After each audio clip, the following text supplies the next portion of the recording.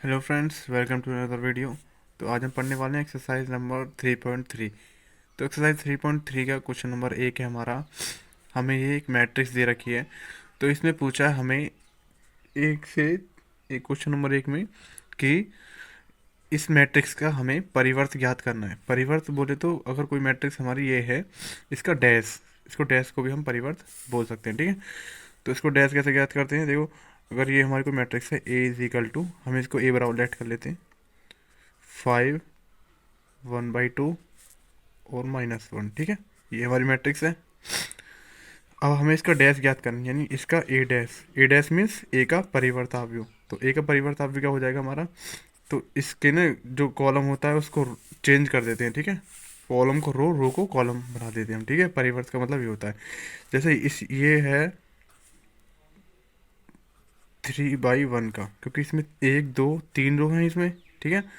तो इसका जो परिवर्ताव्य होगा वो होगा इसका उल्टा, यानी 1/3 का। तो इसमें सिर्फ एक रो होगी 5 1/2 -1, ठीक है। तो इसमें सिर्फ एक रो है, ये हो गया 1/3 का, ठीक है। तो इसमें जो रो था उसको हमने कॉलम बना दिया, और जो कॉलम था उसको रो बना दिया। देखो 1 2 3 ये रो थी, अब ये 1 2 3 ये हो गए हमारे कॉलम, ठीक है। तो इसका जो डैश आ गया वो आ गया ये निकल के, ठीक है। क्योंकि इसमें 3 रो थी, इसके 3 कॉलम बन गए, यानी इसका उल्टा होता है परिवर्त का मतलब, इसका उल्टा। रो का कॉलम, कॉलम का रो। तो इसका ए का परिवर्त हो गया ए डैश इज इक्वल टू ये, ठीक है। तो ये इस क्वेश्चन का आपका आंसर हो जाएगा, ठीक है। तो अब देखते हैं क्वेश्चन नंबर 2।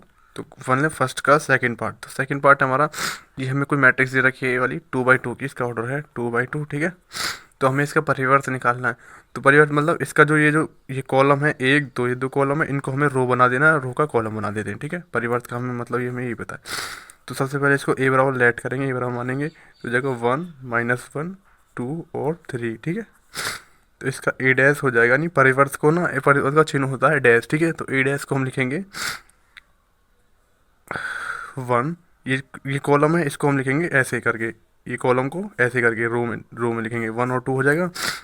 और ये कॉलम है, इसको भी ऐसे लिखेंगे, यानी -1 ये यहाँ पे आ जाएगा, और ये 3, ठीक है।